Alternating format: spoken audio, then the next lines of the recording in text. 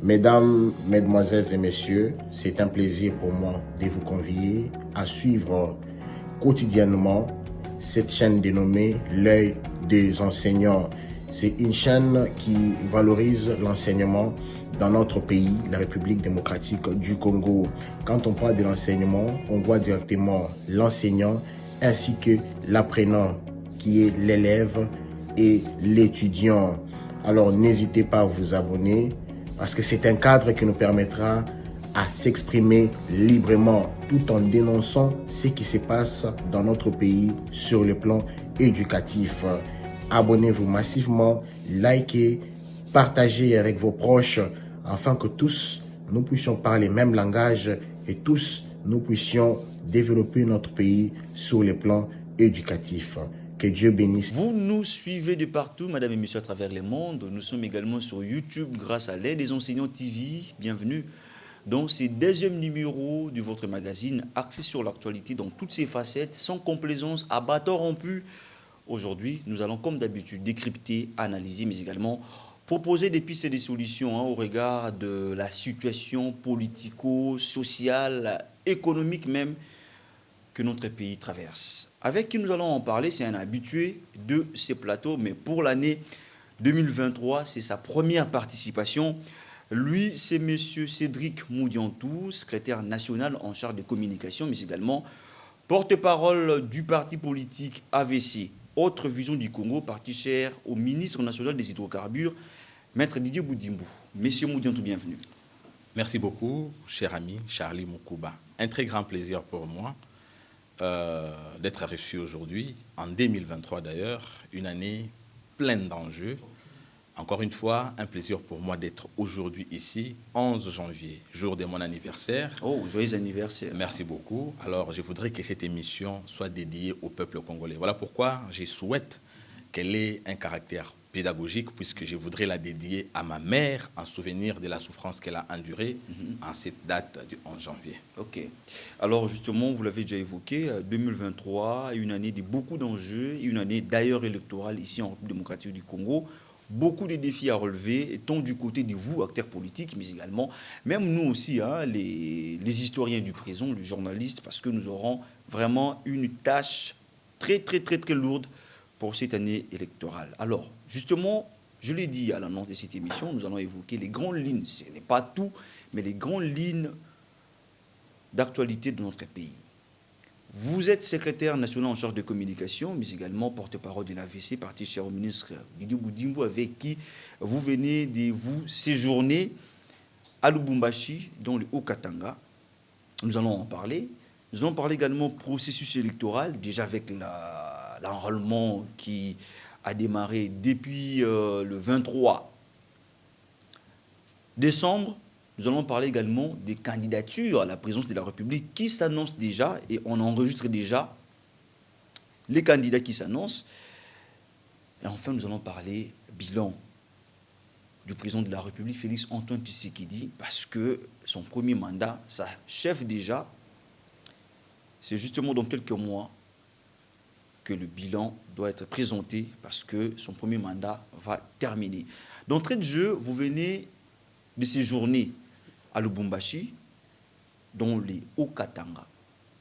Dites-nous, dites aux Congolais qui sont des millions en train de vous suivre en ce moment, quel a été l'objet de votre visite dans cette partie de la République, la partie Est, parce qu'il y a vraiment, ça je dois vous le dire, beaucoup d'encre et salive dans la toile par rapport à votre séjour avec votre autorité morale Didier Boudimbo à l'est du pays. Dites-nous d'abord, c'était quoi l'objectif?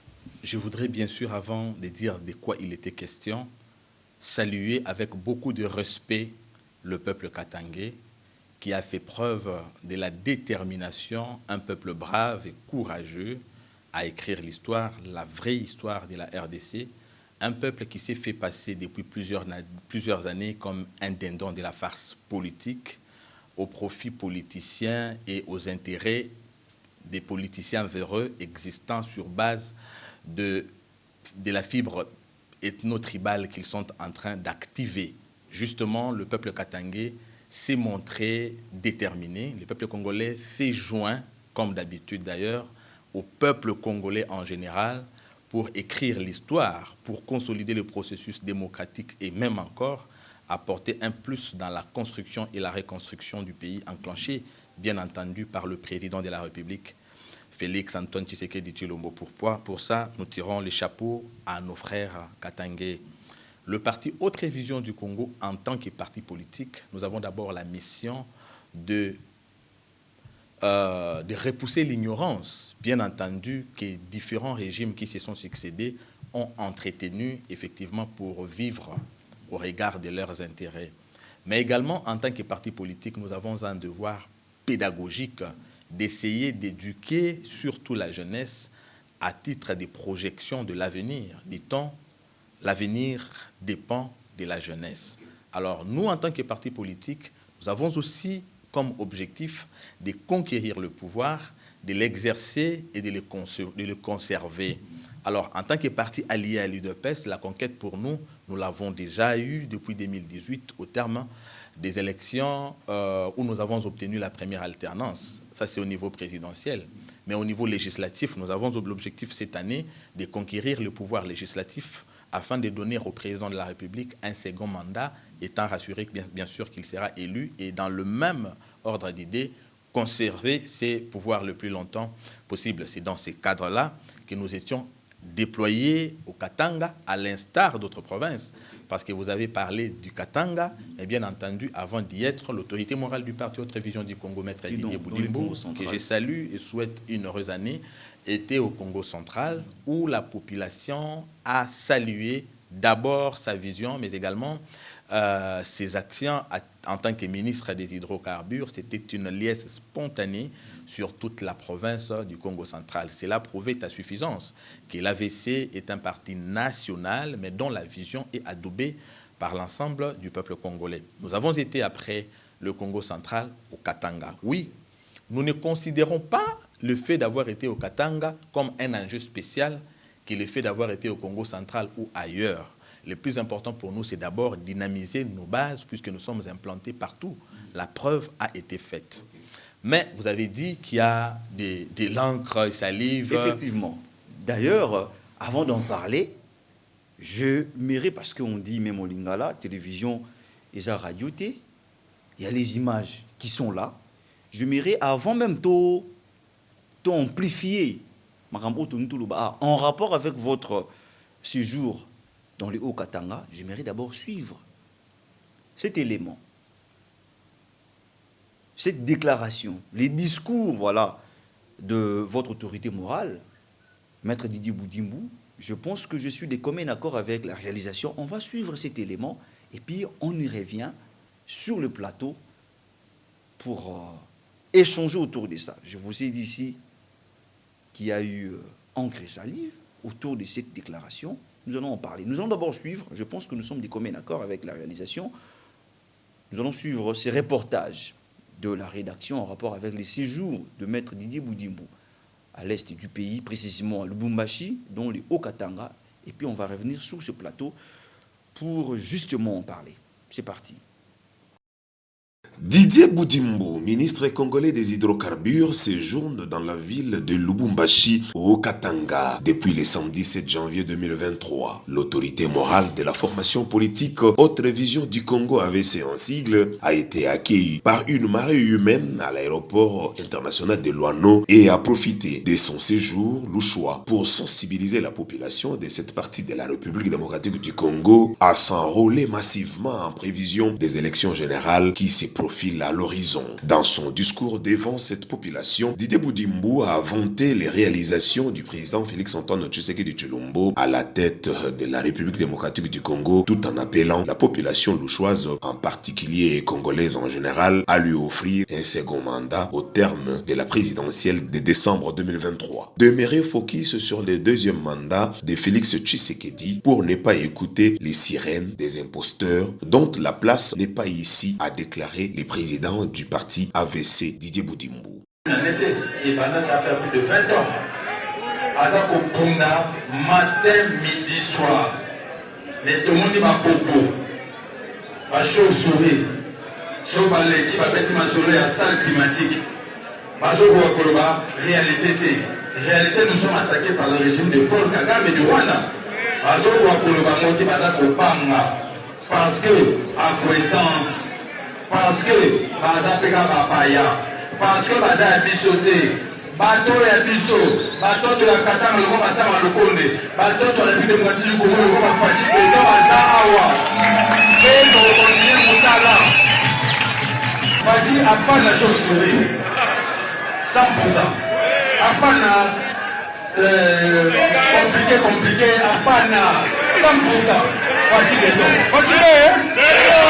Parti de la République béton. Tuna mujua baba yake. Tuna mujua mama yake.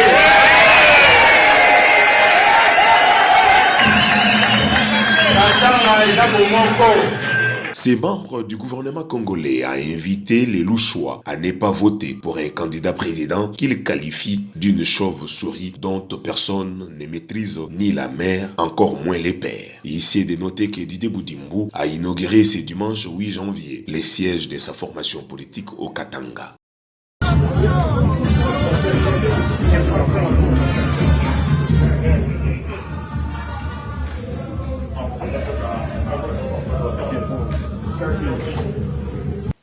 Voilà, Cédric Moudiantou, secrétaire national en charge de la communication et porte-parole de l'AVC. Vous avez dit tout à l'heure, le ministre Boudimbo a commencé par le Congo central et puis Lubumbashi. Vous avez suivi avec nous cet élément, ensemble, sans complaisance. On déplace à vraiment Makabangonde et Bandi, parce qu'on devrait d'abord suivre ce que lui-même a déclaré. Pourquoi cette déclaration n'a pas été faite dans le Congo central, où les ministres y étaient également, mais il préfère la faire à Lubumbashi, et en disant, vous avez suivi avec moi, que la population congolaise va voter ba chauve-souris T. Pourquoi ça est une métaphore? Dites-nous clairement, c'est beau Bangelo côté. Qui est la chauve-souris et pourquoi faire cette déclaration dans la partie Est? D'abord, chers amis, n'allons pas désorienter le peuple congolais, dont je salue la maturité. Et encore, nous n'avons peur de personne, puisque nous avons le peuple congolais derrière nous.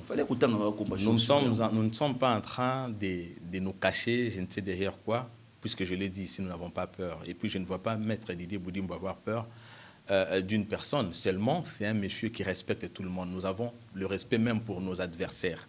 Vous voyez? Et les discours de Maître Didier Boudimbo étaient clairs. Même au Congo central, d'abord était d'appeler la population à se faire enrôler. Voilà. C'est le même discours qu'il a tenu également à Lubumbashi. Mais là où les bas blessent, ce qui jette le pavé à la mare, c'est lorsqu'il parle de la chauve-souris.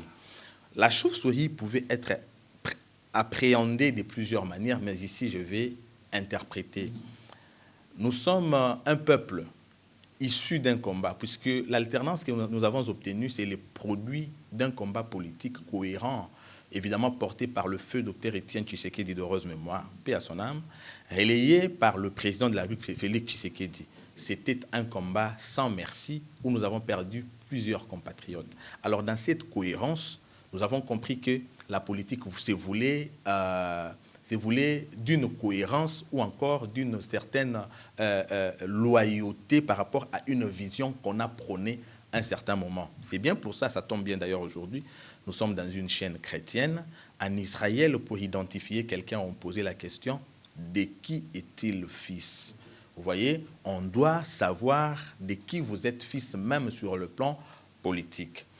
On a fait passer depuis un certain moment la province du Katanga, comme je le disais tantôt, un dindon de la farce. On triche aux élections en 2006, on nous dit que c'est les Katanga qui avaient voté pour les tricheurs. On triche également en 2011, l'on dit encore une fois, au nom du tribalisme, que c'était les Katanga qui avaient été à la base de cette tricherie. Et pourtant, le peuple Katanga, avec autant de maturité dont nous les connaissons, ne pouvait pas faire cela. Il y a certains politiciens qui se sont fait passer comme icônes ou encore mythes dans la province du Katanga sur base de ce qu'ils auraient fait Et cela a été porté par une fausse communication à travers une asymétrie d'informations qui a endormi une bonne partie de la population, faisant une fois de plus passer le peuple katangais pour fanatique, tribaliste, ce qui n'a jamais été le cas. Alors il fallait aller constater cela, si effectivement le peuple katangais était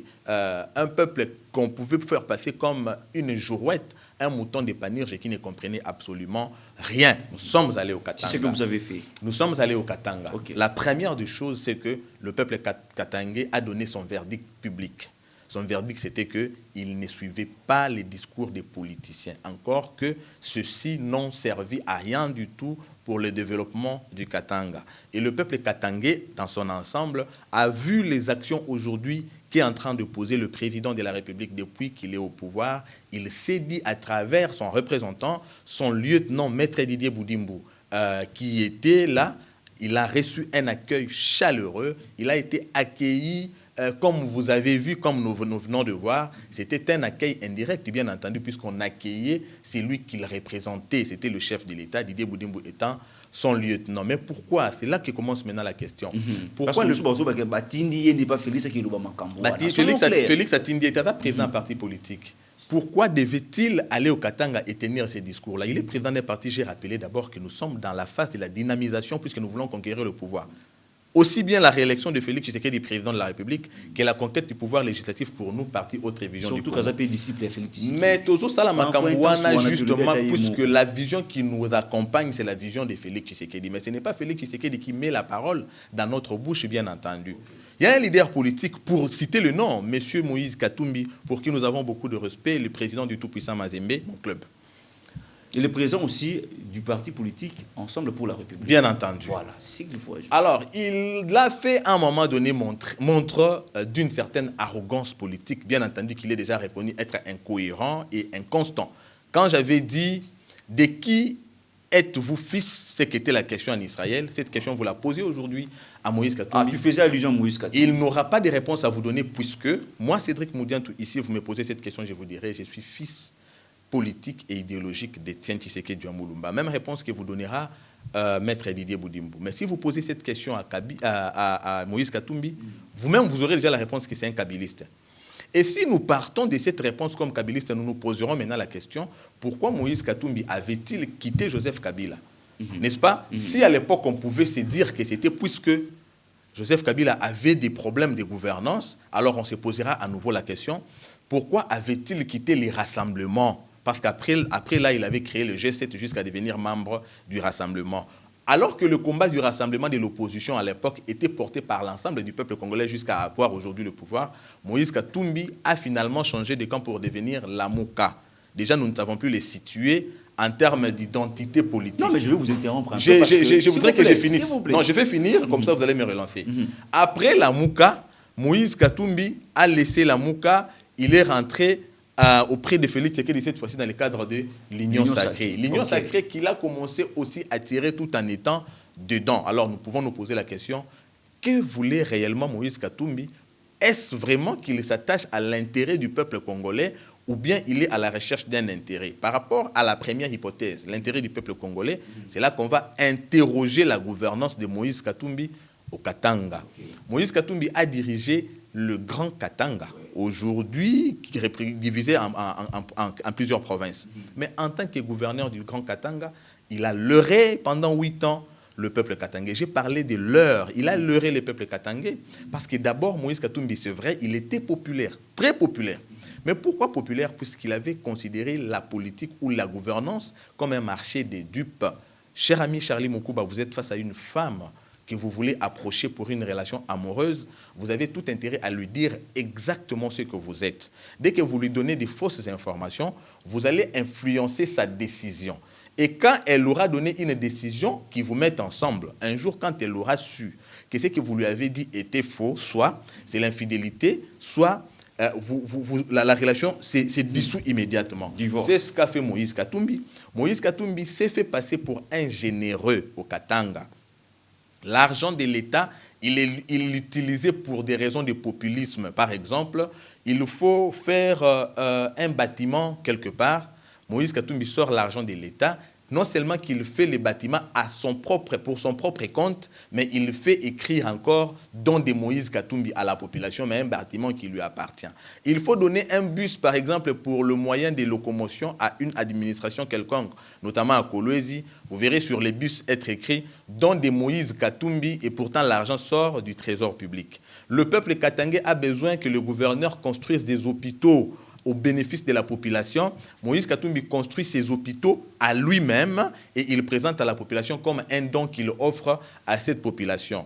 Moïse Katumbi ne donne pas la possibilité aux enfants du Katanga d'étudier alors qu'il y avait un article sur la gratuité de l'enseignement. Il préfère aller faire des dons de sacs et des cahiers, peut-être payer les frais scolaires pour 2-3 enfants. C'était un leurre. Il a organisé ça pendant 8 ans. Moïse Katumbi, en tant que gouverneur du Grand Katanga, président du tout-puissant Mazembe, les jardins du tout-puissant Mazembe, depuis toutes ces années, avant d'avoir le stade Kamalondo, c'était le stade Kibasa Maliba ou stade de la Kenya, comme on appelle. Moi, j'ai participé à l'ouverture de ces stades après viabilisation par l'actuel gouverneur Kiaboula. Durant toutes les années que Moïse Katumbi avait ces stades pour le compte du tout-puissant Mazembe, le stade était à cet état-là. Mais quand Moïse Katumbi construit le stade Kamalondo, je vous donne une révélation, je voudrais bien sûr en face de moi que vous puissiez organiser un débat contradictoire, peut-être avec lui-même ou avec M. Olivier Kamitatou, ou même encore Francis Kalombo. Je me limite là plus que les autres. Ah, là, c'est sur votre demande. C'est ma demande, bien sûr. Je ne veux pas descendre au niveau, par exemple, des chantres qui ne comprennent rien de la politique. Là, vous faites allusion parce qu'on a reçu la semaine passée Jacqueline Dalaïsi. Non, je ne me permets pas de descendre à une certaine bassesse. Moi, j'aime la hauteur. Il faudrait que nous parlions avec des personnes qui savent dégager un certain bagage. Je ne vais quand même pas descendre. Je vais vous faire une révélation que je voudrais la contradiction peut-être par Moïse Katumbi lui-même. Quand Moïse Katumbi construit le stade Kamalondo, toutes les fois qu'il y a match du tout-puissant Mazembe, toutes les entreprises minières du Katanga ont 10 billets pour le match et un billet à $1000. Ça veut dire que vous envoyez vos gens suivre le match dans le stade ou pas, vous devez verser dans le compte du tout-puissant Mazembe $10,000. Donc, toutes les équipes. Donc, c'est comme un impôt. C'était défini comme un impôt. C'est bien pour ça qu'à l'époque, vous avez vu le tout-puissant Mazembe manipuler de l'argent. Et même quand l'équipe nationale jouait, Moïse Katumbi, pour un but, il peut donner $50,000. Si vraiment c'était pour ce qu'il aimait les sports, qu'on nous dise pourquoi aujourd'hui le tout-puissant Mazembe est en train de descendre plus bas que toutes les équipes de la RDC, encore aussi que nous voyons qu'il n'est plus en mesure de le faire pour l'équipe nationale. Moïse Katumbi vous a dit qu'il avait construit une autoroute à Lubumbashi. Allez là-bas, ça s'appelle Boulevard Msiri. Le boulevard Msiri, c'est vraiment comme a fait son maître Joseph Kabila à Kinshasa. Les boulevards qui existaient déjà, on a élargi. Alors quand Moïse Katumbi élargit, il vous dit qu'il a construit une autoroute. Et pourtant, le boulevard Msiri était déjà là, qui existait. Effectivement, il n'a fait qu'élargir, mais il vous a fait croire qu'il avait construit une autoroute, je pèse mes mots. Moïse Katumbi, quand il construit une route ou une petite, il fait asphalter quelques mètres de route, rassurez-vous que ça doit être devant une activité qui lui appartient. Soit il crée une entreprise et pour l'évacuation de ses biens, il y met une construction de route ou une réhabilitation. Je veux finir. Moïse Katumbi vous dit qu'il a construit. Oui, bravo, peut-être qu'il a construit, effectivement, nous avons vu. Mais comment je peux me permettre de faire passer mes biens pour des biens publics et je vous demande de m'acclamer. Moïse Katumbi a construit quelques bâtiments chez lui, vous appelez ça comment? À Kashobwe. Il a construit à Kashobwe des choses qui lui appartiennent, lui. Aujourd'hui, ça ne profite absolument rien à la population, n'est-ce pas? Et ça, on vous fait passer, on vous dit que ce sont des biens qui rentrent dans le cadre de l'exercice de Moïse Katumbi en tant que gouverneur. En plus de ça, on se permet allègrement de dire à la télévision et à la place publique que Moïse Katumbi avait amélioré les barèmes salariales des fonctionnaires du Katanga. Papa, depuis quand les fonctionnaires dépendent d'un gouverneur? On devait avoir honte finalement. Soit on est ignorant, soit on est menteur. Il n'y a que deux choses. Pour le cas d'espèce, vous allez choisir, on est où? Soit menteur, soit ignorant, de faire croire effectivement qu'un gouverneur a fait changer les barèmes salariales des fonctionnaires de l'État. C'est une extrême honte. Voilà pourquoi l'apothéose de ces mensonges caractériels dans la gouvernance de Moïse Katumbi, c'est la consécration du désaveu total du peuple katangais à Moïse Katumbi, ancien gouverneur, qui aujourd'hui peut entrer au Katanga comme monsieur tout le monde, il peut entrer dans un supermarché comme monsieur tout le monde, le peuple katangais ne les considère plus, ayant compris que monsieur Moïse Katumbi a passé 8 ans à la tête de la province, en train de s'enrichir et de se faire passer pour un généreux, alors qu'il utilisait l'argent de l'État pour ses propres intérêts. D'accord. Qu'en était-il, par exemple, des petites activités qui devaient revenir à la population? Moïse Katumbi s'en était accaparé, n'est-ce pas? Il en avait fait sienne, alors que la population dépendait de ça pour vivre, par exemple, la fabrication des briques et d'autres petites choses. Il faudrait alors, à la limite, que les gens aient l'essence de la honte, que les gens se disent finalement, nous avons mal agi, nous devons nous humilier. Voilà pourquoi Didier Boudimbo était allé casser ces faux mythes. Et après son passage, il faut considérer que c'est la reconfiguration de la classe politique qui s'impose au Katanga. Tous les calculs doivent être refaits car le peuple katangais s'est rallié, s'est aligné derrière le chef de l'État après le message de maître Didier Boudimbo. Ok, merci beaucoup, M. Cédric Moudiantou. Je rappelle que tout ce que M. Moudiantou vient de dire ici, ce sont ses révélations, ça vient de lui. Nous attendons, vous qui êtes de Ensemble pour la République, venez contredire, venez donner votre version des faits, parce que nous sommes là pour justement les deux sons de cloche. Il ne faut pas dire que Bayamba qui est avec Ofinga Bissou. Non, non, non. Il a dit que c'est bien une révélation. Si cela s'avère vrai, selon lui, ça n'engage que lui. Mais si c'est faux, venez les contredire, nous sommes là pour ça. Mais je vais ajouter un élément important. Non, mais puisque nous avons vu les gens réagir, alors que les débats, nous faisons, la politique c'est les débats d'idées, mais on en vient peut-être, on dirait, aux insultes. Nous n'avons pas reçu cette éducation-là. Si l'on reçu, ça n'engage que eux. Quand l'autorité morale du parti Haute Révision du Congo parle de la chauve-souris, la chauve-souris voudrait juste dire l'incohérence, le manque de constance politique, vous êtes partout à la fois. Mais puisqu'il y en a qui pensent que c'était un message tribaliste, non, il n'a jamais parlé, lui-même d'ailleurs n'est pas tribaliste. C'est plutôt quand on se retrouve dans une mauvaise position, à l'instar de Moïse Katumbi par rapport à sa nationalité, juif, lui-même l'avait dit, nous avons des vidéos, et puis zambien de mère, donc une mère zambienne, un père juif, ce sont ses propres collaborateurs qui l'ont dit. Alors Moïse Katumbi pense que les gens qui passent là-bas seraient pour les fusiller, alors que la vérité reste la vérité. Il a un frère qu'on appelle Champion, il est député national en Zambie. À titre de quoi? En qualité de qui? En tant que qui? S'il est congolais, comment peut-il devenir député en Zambie? Puisque nous savons, lui-même, Moïse Katumbi avait dit qu'il était de père juif. Mais comment il a un frère qui est député en Zambie? Ça veut dire des mères zambiennes, puisque ça, c'était aussi une révélation de M. Francis Kalombo. En d'autres termes, le peuple congolais, le peuple katangais voulait juste lui dire: nous ne voulons plus de vous. Vous avez justement marché sur notre crédibilité, sur notre réputation. Vous nous avez fait passer pour dindons de farce par rapport à vos intérêts à vous. Voilà, nous nous rangeons derrière le chef de l'État, aujourd'hui représenté par Maître Didier Boudimbo. Tout ça là, c'est vous qui le dites, et surtout que vous êtes du pouvoir, hein, vous êtes avec les chefs de l'État, vous ne pouvez que lui dire. Alors je reviens à vous, parce que je vous ai laissé ici terminer avec votre logique. Je vous ai accordé le temps qu'il fallait pour parler. Alors je reviens à vous. Vous avez dit le parcours de Moïse Katumbi, pourquoi il avait quitté Kabila, et après il a encore quitté l'Union sacrée, c'est son comportement. Mais quand quelqu'un fait un choix, nous sommes en démocratie, Moïse Katumbi s'est rendu compte que Kabila voulait un troisième mandat, il avait dit niet au troisième penalty, il a quitté, c'est son choix à lui, ce n'est pas Yakotaxé Sokinini, et aujourd'hui il a quitté l'Union sacrée, il a des raisons. D'ailleurs, Baloba qui a un cahier de charges, on va besoin respecter en moté. Alors je reviens maintenant à vous. Partons de tout ce que vous avez évoqué ici, et on s'est dit, si on veut faire un parallélisme, justement, Katumbi a longo kaka Union sacrée, pouf, Didier Boudimbo, l'un des disciples de Tshisekedi, séjourne dans la partie Est. Et où, précisément, Lubumbashi. La question est celle de savoir, Bozo Banga Nini, ce qui Moïse Katumbi ne faisait rien, si Moïse Katumbi ne dérangeait pas, pourquoi, en quelque sorte, cet acharnement à Moïse Katumbi? Malamon quoi lisons na Moïse Katumbi. Est-ce que Azobang Sabinoté? Charlie, d'abord, avant de répondre à la question, Azobang Sabinoté, je ne sais même pas de quoi on va avoir peur. Il faut ici souligner qu'on n'a pas de cahier de charges d'individus à recevoir ou à respecter. Nous avons déjà un cahier de charges. c'est le projet, c'est le programme que nous avons proposé au peuple congolais sur base duquel il a voté le président de la République. Un autre cahier des charges que nous avons, c'est notre contrat social en tant que peuple, c'est la Constitution. Qu'avions-nous à attendre d'un cahier des charges de Moïse Katumbi? Mais si effectivement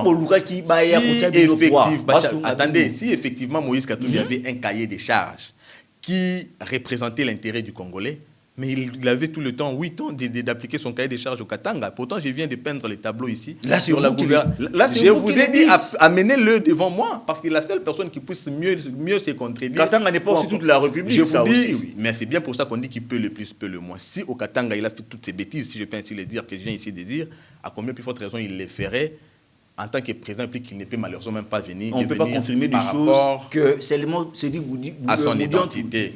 Dit. Mais moi, ma question était celle de savoir pourquoi il y a des candidats qui s'annoncent. Il y a Denis Mukwege qui est candidat, il y a Martin Fayulu, il y a Mouzitou, il y a même Madame Tokwaoulou, il y a des candidats, il y a Mouyambo, on attend encore, il y a Franck Diongo. Pourquoi seulement quand Katumbi s'annonce et quand Katumbi quitte l'Union sacrée, ouf, mais il y a quand même des indices. Mais attends, il y a quel engouement? Il n'y a pas d'engouement par rapport d'abord à ce que M. Moïse Katumbi, la preuve a été faite, il ne représente rien du tout. J'ai dit que c'est un faux mythe qui s'est écroulé même. Vous voyez, il ne représente rien, nous n'avons pas peur de lui. Mais quand vous dites aussi la peur là, Moïse Katumbi est venu à l'Union sacrée. Quand il est parti, qui il a amené qu'il avait trouvé aux côtés de Félix Tshisekedi? Il est venu avec ses disciples, il est reparti avec eux.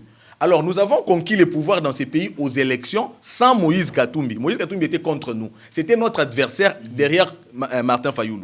Nous avons gagné. Maintenant, dis-moi, sur base de quoi allons-nous avoir peur de Moïse Katumbi? Voilà. Nous n'avons pas peur de Moïse Katumbi puisque nous nous sommes battus avec lui aux élections. Il n'a pas pu tricher puisqu'ils ont triché déjà avec Kabila durant les temps qu'ils ont passé ensemble. Il était derrière Martin Fayulu. Félix Tshisekedi n'était pas candidat unique. Il a été face à 19 autres adversaires qu'il a battus avec la détermination du peuple congolais. Moïse Katumbi est venu dans l'Union sacrée. Il est reparti. Il n'a amené personne. D'ailleurs, ceux parmi les membres de sa plateforme qui avaient compris que c'était le temps de construire le Congo, derrière le peuple congolais, sont même restés. Ça veut dire que c'est lui qui a laissé ses plumes dans l'Union sacrée, l'union du peuple congolais. Alors, qui doit avoir peur de l'autre? C'est Moïse Katumbi qui doit avoir peur de l'union sacrée, l'union du peuple, ou bien c'est le peuple qui doit avoir peur de Moïse Katumbi? C'est là que je ne comprends pas. Alors moi, je voulais vous dire que le peuple congolais, ou encore l'union sacrée qui représente le peuple congolais, n'a pas peur de Moïse Katumbi. Premièrement, sur base du bilan très sombre de Moïse Katumbi en tant que gouverneur. Deuxièmement, en tant qu'individu, nous ne savons pas les situer politiquement. La politique est une vision. Dès qu'un leader politique peine déjà lui-même à se déterminer sur base de la vision et des convictions, ça veut dire que vous êtes justement en train de jeter votre avenir à l'inconnu. Et le peuple congolais ne peut pas jeter son avenir à l'inconnu en courant derrière une girouette, un mouton des panurges. On arrive, M. Moudiantou. Moïse Katumbi a clairement dit qu'il a quitté l'Union sacrée parce que, le cahier des charges que lui et son parti avaient déposé n'est pas pris en compte. Il s'agit de quel cahier des charges? Attendez, on arrive. Il a dit encore, il quitte parmi les raisons parce qu'il voit la souffrance des Congolais s'accentuer. Il ne peut pas continuer dans ces bateaux-là parce que vous ne parvenez pas à satisfaire, bien sûr, les attentes de la population congolaise. Parce que c'est vous, avec Félix Tshisekedi Tshilombo, qui est au sommet de l'État. Assali Mabé. Ces discours-là de Moïse Katumbi pouvaient passer lorsqu'il quittait Joseph Kabila. Parce que là, le peuple congolais savait que l'axe du mal, c'était Joseph Kabila. Alors, il pouvait, lui, se dédouaner en se faisant cette fois-là comme opposant. Attendez. Maintenant, comme ici, je peux dire qu'il s'agit des problèmes de capacité, par exemple. Excusez-moi, j'ai beaucoup de respect pour Moïse Katumbi. Mais lorsqu'on n'est pas en mesure de lire, de faire la lecture des faits, les faits étant sacrés, lorsqu'on n'est pas en mesure de faire la lecture des faits, alors soit on a certaines insuffisances justement qui demanderaient par exemple réparation ou bien moi je ne sais pas. Oh. Mais attendez, je vais vous donner... Tout ça à cause de la vérité qu'il a dit. Quelle vérité? La vérité c'est celle-ci. Je vous donne la vérité. La vérité c'est celle-ci. Okay. Moïse Katumbi, gouverneur du Katanga, il se fait passer aujourd'hui comme un altruiste. Mais l'altruiste, nous avons vu ce qu'il a fait du peuple katangais à son propre profit. Moïse Katumbi ne sait même pas voir que les 18 ans de son maître comme président de la République et lui en tant que gouverneur, tous ensemble, ils ont laissé ce pays pays avec un budget de 4 milliards de dollars, avec un taux d'exécution de moins de 60%. On peut même considérer la moitié, ça veut dire le vrai budget était 2 milliards. Mais alors, lui, il est en train de critiquer aujourd'hui Kitozo Kokate, mais on a fait partir ces budgets-là des 4 milliards qu'ils avaient laissés à plus de 14 milliards, mais avec un taux d'exécution allant au-delà de 100%. Ça veut dire qu'on parle maintenant d'un excédent budgétaire. Moïse Katumbi ne peut pas comprendre ce que je suis en train de dire ici. Voilà pourquoi il est en train de critiquer. Parfois, quand on est ignorant, on peut critiquer une vérité puisqu'on ne connaît pas. Voilà pourquoi dans les pays des hommes sérieux, on ne parle que lorsqu'on a la connaissance. Nous sommes en train de combattre l'ignorance de manière à ce que les discours de genre Moïse Katumbi ne puissent passer puisqu'il n'y a rien de vérité. Ce n'est pas vrai déjà pas puisqu'il veut mentir, mais peut-être aussi contre lui-même juste puisqu'il n'a pas la connaissance. C'est cette ignorance-là qui le fait peut-être passer aussi pour un menteur. Nous savons que pour le moment, Moïse Katumbi n'est même pas en mesure de faire la lecture des faits alors que les faits sont là. Félix Tshisekedi a construit les routes. 4 routes nationales et 5 routes réhabilitées. La réhabilitation des 5 routes... Durant 5 ans. Attendez. Mais nous avons 39 routes nationales. Sous Joseph Kabila avec Moïse Katumbi gouverneur, il y avait un contrat sino-congolais où l'on a déboursé 8 milliards de dollars. Attendez, s'il vous plaît. Cher ami, Si non, ça c'est une bonne révélation. Attendez, je veux que vous posiez cette question. Si, 8 milliards de dollars. Pourquoi vous? S'il vous plaît. Pourquoi vous? Batuya, gestion ya mboka ya lelo. Vous vous référez toujours dans Makambu ya Kabila. Attends. Bino bosu mandaté, vous devez travailler. Mais Charlie, je regrette pourquoi m'avoir interrompu alors que je fais exactement ce que tu dis. J'ai commencé par dire que Félix Tshisekedi a construit 5 routes nationales. Il en a réhabilité 4. Je peux citer Sakanya, Mokambo, Fizi. Mais j'ai dit qu'il a construit 4 routes nationales, il a réhabilité 5, et puis il a construit 400 km de routes. Mais je vais vous donner une révélation. Sous Kabila, les contrats sino-congolais à hauteur de 8 milliards de dollars, c'était pour la réhabilitation et la construction de 20 routes nationales sur le 39 que nous avons. Allez poser la question à tous ceux qui sont en train de demander aujourd'hui les bilans à Félix Tshisekedi. Après 18 ans, aucune route nationale construite, aucune réhabilité. Mais en 4 ans, il en a réhabilité 4, il en a construit 5. Chers amis, on veut faire quel bilan puisque ça, Moïse Katumbi aussi était supposé le savoir. Moïse Katumbi connaît très bien que ce pays ici, pour le moment, avec notre structure économique extravertie, nous dépendons beaucoup plus, non seulement de l'extérieur, mais du secteur minier. Et quand on parle du secteur minier en RDC, le Katanga représente le bras séquilier. C'est pour ça qu'on considère cette province être le poumon de l'économie congolaise. Lui, il a dirigé cette province-là. En tant que dirigeant de cette province-là, il sait le niveau de l'économie que je viens de parler ici, dont je viens de parler plus tôt. Félix Tshisekedi j'ai parlé de l'économie extravertie. Lorsque nous avons connu la Covid-19, ça veut dire les ressources de l'exportation étaient en arrêt.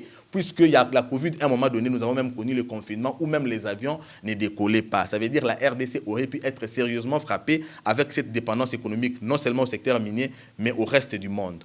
Mais avec Félix Tshisekedi, nous sommes partis de 800 millions de réserves de change. Les réserves de change, c'est le financement du déficit de la balance de paiement. Mais nous sommes partis de 800 millions à plus de 4 milliards. Écoutez, le problème, c'est que les régimes ou encore la succession des régimes passés, dont fait partie également Moïse Katumbi, était caractérisée par l'impunité et les détournements. Il savait, puisque ça existait, qu'il y avait l'IGF qui existait. C'est sous les régimes de Katumbi et consorts que le professeur Luzolo Bambi avait dit que le pays perdait 15 milliards de dollars et personne n'en parlait. D'autres détournaient même 32 millions de la SNEL, personne ne pouvait en parler. Mais Félix Tshisekedi a réhabilité. L'IGF, grâce à la patrouille financière aujourd'hui, nous sommes en train de parler de tout ce que nous disons là, 15 milliards de dollars de budget, avec un taux d'exécution allant au-delà des 100. Nous avons aujourd'hui les réserves de change, comme je viens de vous dire, et l'impact est visible. L'impact, c'est la prise en charge, notamment des enfants congolais qui étudient aux frais de l'État. L'impact est visible et là, c'est vous seul qui le dites. Mais j'ai commencé à citer l'impact, non? Attendez, on va y revenir. Pas que vous avez dit, ok, malin, papa. Comprosez nous surtout parce que nous surtout on a besoin en sûreté. Au lobby, le régime surtout qui sanctionner l'impunité, détournement tout consort. Cédric Moudianto, dites-nous, l'élo oyo, na régime ya Tshisekedi. Détournement exact. Voilà. Et puis si on a notre nous na moko. On dirait pas bazolo balabon bazana raison, ba lobi changement exact après Kabila on égal Kabila. Le chef de l'État, le président de la République, a outi na Kasayawa. Pour la 3e fois, si je ne me trompe pas, détourner mes salamikuna. 40 millions, je crois, il y a construction, il y a université, EKI. 30 millions, il y a Banzila. Bah, millions, hein, EKI. Différence, c'est Zanine. Na Kabila, na Tshisekedi. Le peuple d'abord. Justice. Il fallait que ça la moussala. Sous Tshisekedi, tu es bien qu'ils ont la bonne, tu es détourné, mais puis mini, bazo, ba banane. Il y a proche. Parce que ce sont des grosses sommes qui étaient confiées dans le conseil président de la République. Proche, c'est bien de dire proche. La différence, elle est visible. Même les petits-enfants savent le voir. Le problème, c'est quoi? Il y a certains nostalgiques qui ne savent pas faire la lecture de temps, qui pensent que ce que faisaient les proches de Kabila, c'est ce que pouvaient faire aujourd'hui les profs de Tshisekedi. C'est presque la même réalité. Non, ce n'est pas la même chose, puisque nous avons même vu un allié des conquêtes du pouvoir, justement, qui était impliqué. Son implication n'était pas encore affirmée ou confirmée, justement, mais le processus judiciaire a fait par le temps qu'on a compris qu'il pouvait bénéficier de la libération. Mais l'effet d'avoir été interpellé et emprisonné prouvait à suffisance qu'on a changé d'époque, parce que premièrement, je vous ai cité ici. Mais est-ce que l'argent a été restitué? Je vous ai cité ici. Le chef de l'État l'a reconnu, même qu'il est commission reconnu. Il faut comprendre lui-même. Quand un président public parle, il faut vraiment comprendre plus que ce qu'il avait dit était bien clair. Mais quand j'ai dit ici, il y a une différence entre les deux époques. J'ai cité un proche de Joseph Kabila, détourné 32 millions de la SNEL, vous connaissez le nom. Il n'y a même pas eu une interpellation. Louzo Lobambi vous a parlé des détournements à hauteur de 15 milliards par an, avec un pays qui a un budget de 4 milliards. On n'a même pas entendu une interpellation. Aujourd'hui, la preuve, c'est quoi? On a bouché ces détournements en construisant la justice et en promouvant l'impunité. Les quelques nostalgiques qui sont en train d'évoluer dans ces secteurs-là savent où ils partent et savent ce que la justice fait d'eux. Mais c'est quoi la différence lorsque, aujourd'hui, Tibino Boussa rassemblé à interpeller et les grosses sommes en question, et ils ont pu restituer, et puis notre trésor public pété? Non, moi je vais pas. C'est la même chose. Je ne me substitue pas à la justice. Pour autant que l'impact du travail, de la lutte contre la corruption est visible à travers l'IGF. Nous voyons que ce travail-là a fait renflouer les caisses de l'État à la différence du régime de Kabila. Mais impact non, puis dans le social congolais. Impact non, dans impact non. Autant quand je te dis que les routes là sont construites, elles sont construites avec quoi? Par un coup de bâton magique? Vous voulez développer quoi quand vous n'avez pas des routes construites? Vous allez projeter l'avenir comment quand vous avez des enfants qui n'étudient pas? Les enfants aujourd'hui, ils étudient. Les enfants aujourd'hui, non seulement qu'ils étudient, mais leurs parents, puisqu'hier ils n'étudiaient pas, puisque papa n'avait pas 20 $, 30 $ pour payer, mais aujourd'hui ils étudient, et puis le salaire de papa en tant que fonctionnaire est revu à la baisse. Le barème salarial est amélioré, aussi bien pour l'enseignant que pour le fonctionnaire. Vous voulez quel impact? Ça, ce n'est pas l'impact. Je pense que le peuple congolais n'est pas prêt à se laisser distraire par des discours de gens qui veulent se positionner. Je parle ici d'impact. Nous avons aujourd'hui la possibilité de quitter le centre-ville directement, aller vers Mongafula, tout ça, grâce à la route Elengesa, qui n'est pas réhabilitée, mais construite dans les érosions. Là-bas, il n'y avait pas de route, il n'y avait que les érosions. Ce n'est pas comme on nous montre Msiri là-bas, un boulevard qui existait déjà. Félix Tshisekedi a créé des routes, il en a construit, il a viabilisé, il a construit les écoles, il en a modernisé. Il a donné la possibilité à la jeunesse de se réinsérer dans la société à travers le travail comment vous appelez ça, la structure qui encadre les services nationaux. À travers les services nationaux, voilà, les jeunes sont en train aujourd'hui de se retrouver, de se reconstituer et puis d'apporter leur énergie dans la construction du pays. Mais le développement commence par l'investissement dans les capitales humaines. C'est ce qu'on appelle le développement endogène, un développement qui se produit par lui-même. Ça va de l'éducation. Félix Tshisekedi a facilité cette éducation. Je pense que des bons augures, il faut reconnaître ça et s'assurer bien sûr que demain sera mieux qu'aujourd'hui, nonobstant les discours de chauves-souris, comme avait dit Maître Didier Boudi. Ah, ok, les discours des chauves-souris. Alors, lorsqu'on fait allusion également au discours du chef de l'État, président de la République, pour qui vous défendez ici, je vous rappelle, hein, le chef de l'État a dit, le 31 octobre 2021, à Rome, d'ici le début de l'année 2022, le travail que je suis en train d'accomplir aboutira inexorablement à des résultats. Je prends encore le 7 mars 2021 à Kinkoli, à Kinshasa ici. Le chef de l'État dit « J'ai trouvé la clé pour résoudre les problèmes alimentaires congolais. » chef de l'État. Je prends encore un autre chef de corps, pas les moindres, professeur Mbata, qui dit « Avant décembre, il n'y aura plus cette histoire de Bunagana. Nous mettrons un terme à cette guerre. » C'est-à-dire, normalement, après décembre, il y a Bunagana et M23. Mais jusque-là, je viens encore. Là, c'est le premier citoyen de la ville de Kinshasa, gouverneur Jean-Tini Ngobilambaka, qui dit les travaux de construction du grand marché moderne prendront fin avant 2023, donc 2023 là. Nana dit beaucoup ça. Alors, je réponds une question après l'autre. Voilà. La situation à Bunagana, cher ami, ça fait une situation qui ne date ni d'hier ni d'avant-hier. On parle quand même d'une situation qui fait plus de 20 ans, n'est-ce pas? Et une situation qui fait plus de 20 ans avec ouvertement une implication internationale. Je pense de Bunagana, 20 ans. Bunagana, c'est non, mais Bunagana, à l'Est, non. Nous parlons de la situation sécuritaire. Bunagana, c'est une poche aujourd'hui sous contrôle. Mais pourquoi faire des promesses? Non, attendez. Quand tu dis que Tokokarosa Langoté, mais j'ai dit après plus de 20 ans avec un bilan humain digne d'une tragédie qu'on a eue à l'Est de la République, la communauté internationale était en train d'observer. Et on peut même dire qu'elle était complice de tout ça, puisque nous maintenant dans l'embargo. Aujourd'hui, grâce à la politique diplomatique de Félix Tshisekedi, on ne parle plus d'embargo. Aujourd'hui, grâce à la politique diplomatique de Félix Tshisekedi, vous avez la communauté internationale qui indexe le Rwanda. Il y a même des sanctions qui ont été prises contre le régime rwandais. Ça n'a jamais été le cas depuis tous les 18 ans de Joseph Kabila. Ça veut dire que nous sommes en train de faire un pas vers l'avant. Et il faudrait d'abord que vous, journalistes, vous puissiez dire à la population que cette guerre-là est une guerre économique.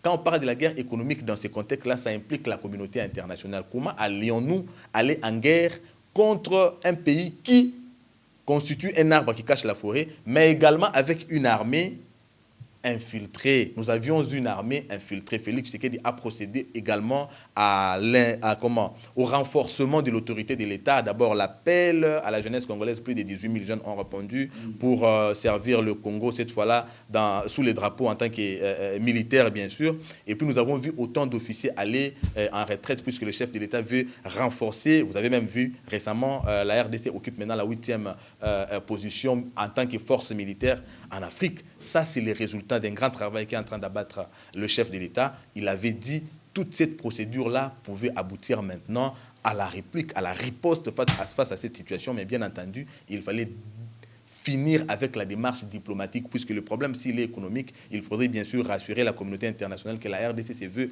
un marché où cette communauté internationale gagne et la RDC gagne, et non qu'elle se fasse passer comme une zone tampon, comme c'est le cas avec des individus qui ont servi leurs intérêts et ceux de la communauté internationale dans un contexte de criminalisation de l'État. Félix Tshisekedi a mis fin à cela. De bon augure, une fois de plus, ça rassure que nous allons pacifier cette partie de l'Est de la République et tous les Congolais iront aux élections avec un pays uni. Ok. Alors, justement, il nous reste deux petites questions. On va parler processus électoral, mais bien avant, je voulais qu'on évoque cette histoire. Je pense que vous êtes informé de ce qu'a déclaré Fortina Busselele chez les confrères Alain Foucault. Est-ce que c'est normal, lorsque aujourd'hui vous criez sur la diplomatie agissante menée par le chef de l'État, et qu'aujourd'hui Fortina Busselele vous dit que le chef de l'État l'avait dépêché au Rwanda pour parler avec son homologue,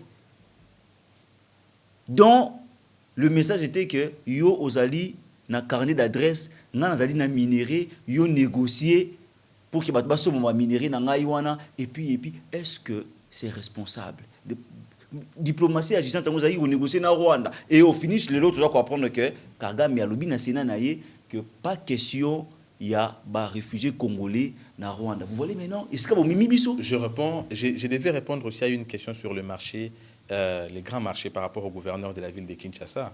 C'est là que moi, je suis toujours m'étonne. C'est un membre de l'Union sacrée, c'est vrai. Il y a certains membres de l'Union sacrée qui discréditent sur le travail du chef de l'État. De quoi l'Assemblée... Ils sont nombreux, il n'y a pas que lui. Bien sûr, ils sont nombreux. Voilà. Les brebis galeuses, comme tu viens de parler aussi d'un conseiller, puisqu'il y en a plusieurs, que la justice devait sanctionner. L'Assemblée provinciale doit également sanctionner le gouverneur de la ville de Kinshasa pour ce que vous venez d'évoquer là. En tout cas, nous n'avons pas, à l'Union sacrée, nous n'avons pas de parti pris.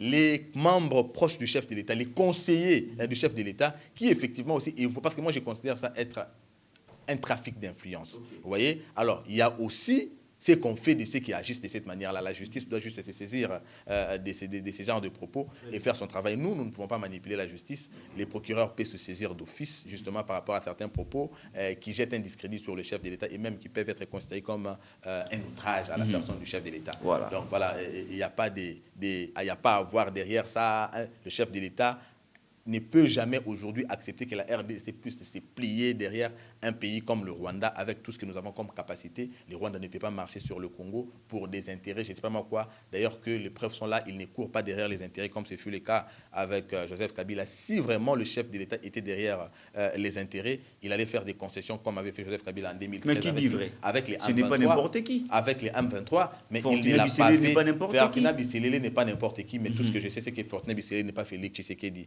La voix officielle que nous entendons, c'est Félix Tshisekedi, président de la République, et il a des canaux de communication. Ce n'est pas Fortuné Bisselé qui est canal de communication du président de la République, encore moins de la présidence de la République. C'est bien pour ça que je ne vais pas, moi, ici, reproduire ou encore répondre aux propos d'un individu qui n'a pas qualité. C'est bien pour ça aussi que j'ai demandé à la justice de faire un travail. Charlie, vous allez me permettre d'éclairer aussi une situation.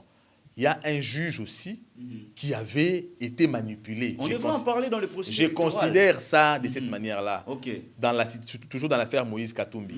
On vous a dit que, voilà, Moïse Katumbi n'est Makambo, comme tu penses, nous ne considérons pas ça être Makambo. Il y avait un juge qui serait sous pression de certains... du régime. De certains proches du chef de l'État dans l'affaire Moïse Katumbi. Pour nuire toujours Moïse Katumbi. Mais Charlie, je vous dis que Katumbi, c'est un grand manipulateur. Et il y a des juges qui tombent ridicules, qui n'ont aucune personnalité. Le chef de l'État, magistrat suprême, tu le sais, il l'avait dit. Il a ordonné à tous les juges, quiconque aurait des instructions de quelqu'un se faisant passer, même pour membres de sa famille ou ses proches, arrêtez-les. Alors, est-ce que lui, il était... Katumbi va manipuler quelqu'un ou à carrière en jeu pour manipuler Il y a un musicien qui a chanté The Power of Dollar.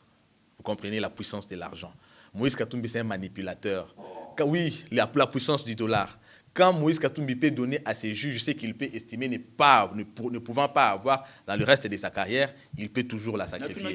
Encore Moïse Katumbi au banque Sabiso Ndeni poto bundana yé a tobetara yé a eloroté, il représente rien du tout. Vous voyez? Autour, si Moïse Katumbi représentait quelque chose, il n'y aurait pas ses proches qui resteraient aujourd'hui à l'Union sacrée. Vous comprenez? Ceux qui l'ont suivi sont ceux qui savent déjà qu'il ne représente rien et qui, au moment où tu es président d'un parti politique, à qui partenaire à quoi comme un président fédéral. Quelqu'un qui a dirigé l'Assemblée nationale, qui est capable de devenir porte-mallette. Vous voyez? Donc, c'est des gens qui savent déjà qu'ils ne représentent rien. Alors, nous, on n'a rien à foutre avec eux. D'ailleurs, de toutes les façons, ils sont dans leur liberté. Nous sommes en démocratie. Ce qui nous intéresse, c'est la population, c'est le Congo, c'est son avenir. Alors, par rapport à ça, nous ne voulons pas qu'on puisse désorienter notre peuple avec des discours tout à fait inutiles. Si ces juges-là, effectivement, étaient un vrai juge d'une certaine catégorie, il savait ce qu'il pouvait faire de quelqu'un qui serait en train de les manipuler en suivant l'instruction du chef de l'État. Et une fois de plus, c'est la preuve que Moïse Katumbi était dans sa logique de manipulation. Lui, il existe dans la politique à victimisation. Bayo kele mawa, tala kutungai, bayo salanga boye, tala kutungai, babengani ngai, tala kutungai, bayo kele mawa. Population ayo kele mawa. Ata lingete mayo kele mawa. Tu peux ne pas vouloir de quelqu'un, mais ce mouni na posture mo ya pas si okoyo kele mawa. Moïse Katumbi politiquement, il aime vivre comme ça. Cette époque-là aussi est révolue. Le peuple congolais regarde vers l'avant et il voit son avenir. Alors on arrive sûrement à la fin. Dans 2 minutes, parlons brièvement du processus électoral. Aujourd'hui, vous avez évoqué un élément très important. Nabadir na yoawa, au lobby, bakosa ka peuple congolais, ba matisa to. Il y a participation, il y a population dans l'Est pour battre l'élection. 2 fois même. Si vous avez un pour Matisse, pour casser comme 25%. Tu évites un miracle, alors que quand même Kassa Yoana, Obakamu, Bakufa, Kuna, Batu, Bele, Bakufa, le lot est Bele, Bakassin, Balongo, Kuna, Bakoma, Ana Kinshasa, Kuna comme 25%. Et aujourd'hui, lorsqu'on fait également allusion à opération, il y a enrôlement, identification, il y a électeur. Ça vous plaît, beaucoup de choses. Au population na Kasai 25%. Et Bimisko le quoi Bamatisi. Donc vous comprenez que l'ancien régime, ce qu'il faisait, c'était quoi? C'était de voir partout où l'opposition a de la force, diminuer. Maintenant qu'il va passer une vraie valeur et le quoi Bamatisi. Parce que vraie valeur, on était jamais obligé de créer. Parce que pour tenir compte, il y a vous tenez compte de ce qu'on vous avait donné. Justement, on était en train de réduire partout où l'opposition était forte. réduire la population, réduire Or, nous donnons, quand on vous donne maintenant le vrai effectif, nous n'avons pas besoin de gonfler les effectifs parce que Félix Tshisekedi sera élu massivement à Kinshasa. La preuve à Lubumbashi a été faite. Félix Tshisekedi sera élu massivement à Lubumbashi. Félix Tshisekedi sera élu massivement au Congo central. Il sera massivement élu dans les grands Bandundu. Il sera son bastion sur le Congo. Mais même discours, il y aura Chadar à examen plutôt. L'élection, ça c'est soir. Mais Chadar, il pouvait. Attendez. Mais Chadar, il pouvait faire ça sur base de quoi? Parce que quand il parlait, derrière, les gens se souvenaient de Chebeya que son maître avait tué. Derrière, les gens se souvenaient de Rossi qu'on venait d'enterrer. Derrière, les gens se souvenaient de Thérèse Kapangala. On se souvenait des millions qu'on perdait. On se souvenait de toute la répression. Un combat que Tshisekedi n'a pas aussi honoré aujourd'hui. Arrêtez de nous dire que nous parler de Chadar et quand nous parlons des choses réelles et vraies. Ne blessons pas le peuple. Non, on ne blesse pas. On dit que ces gens-là qui étaient morts à cause de ces combats-là, aujourd'hui, ne sont pas honorés. Félix au pouvoir, non, ils sont honorés puisqu'ils ne sont pas morts en vain. Leur combat était de voir les bonnes élections être organisées. C'est pour ça que Rossi, paix à son âme, est parti. Voilà, les bonnes élections sont en train d'être organisées. Et la situation sociale. Non, attendez, mais la situation, je vous ai donné l'impact ici. La situation sociale, c'est aussi les enfants. L'enfant de Rossi Mukendi va étudier aux frais de l'État comme tout Congolais. Alors, qu'est-ce que vous voulez qu'on fasse de plus quand on donne déjà la vie à quelqu'un à travers la gratuité de l'enseignement? On lui donne la possibilité de vivre comme un humain et d'accéder à toutes les infrastructures de qualité, base du développement. Donc, je pense que l'impact ici, je venais de le donner. Il ne faudrait en tout cas pas nous jeter dans un discours qui distrait la population. Nous sommes dans un processus électoral pour consolider notre démocratie. En pleine période d'enrôlement, les opérations se passent très bien et elles sont rassurantes. Alors, s'il faut que nous placions un mot comme l'a fait Maître Didier Boudimbo, nous allons juste demander à la population de se faire enrôler massivement. C'est bien de dire « je vais battre », c'est bien de dire qu'il va partir. Comme vous le dites, mais dans la démocratie, on ne fait partir et on ne bat que dans les urnes. Okay. Voilà pourquoi nous demandons à la population de se faire enrôler et effectivement de faire comme en 2018, sanctionner encore des politiciens véreux. Le peuple congolais déterminé à donner à Félix Tshisekedi un second mandat doit juste se faire enrôler comme l'autorité morale, Maître Didier Boudimbo, l'a fait, comme le chef de l'État lui-même aussi l'avait déjà fait lorsqu'il était en Équateur, il s'est fait enrôler. C'est tout ce que nous pouvons dire à notre population qui nous suit, puisque 2023, c'est ça le plus grand enjeu. C'est par ici que se termine cette émission d'aujourd'hui. Je rappelle que nous avions reçu pour vous M. Cédric Moudiontou, qui se trouve être secrétaire national en charge de la communication, mais également porte-parole de l'AVC, parti cher au ministre Didier Boudi-Moutouboanga. Monsieur Moudiontou, merci d'avoir répondu à notre invitation. Je vous remercie également. Je passe un message, un tout dernier, à ma base. Je vais me faire enrôler ce mardi, le mardi 16. J'irai me faire enrôler, je me ferai accompagner avec ma base, à qui je demande de pouvoir massivement se faire enrôler, ma base de Lukunga, les 7 communes de Lukunga, surtout Mongafula qui est ma source, je suis issu de Mongafula, c'est là que je suis né. Faites honneur à notre combat, nous nous sommes battus pour que le Congo devienne ce qu'il est aujourd'hui et que le Congo soit rassuré de son lendemain comme le chef de l'État le fait, d'où faites-nous honneur, faites-vous enrôler, c'est notre combat que vous êtes en train de porter. Ce mardi, nous nous retrouvons pour m'accompagner à mon enrôlement. Le message est passé alors à vous, chers téléspectateurs, vous qui aimez également participer dans cette émission, nous sommes disponibles. Ne nous traitez pas, ne nous donnez pas des couleurs politiques, nous sommes là pour recevoir tout le monde. L'autre fois, on était avec Jacqueline Dala ici, qui est de l'opposition, et aujourd'hui, nous avons reçu Cédric Moudiontou, et qui est de la majorité, je dirais, du pouvoir. Alors, je rappelle que les propos de l'invité n'engagent que l'invité, comme toujours. Merci à vous de nous avoir suivis. Le rendez-vous est pris la semaine prochaine, même heure, même chaîne,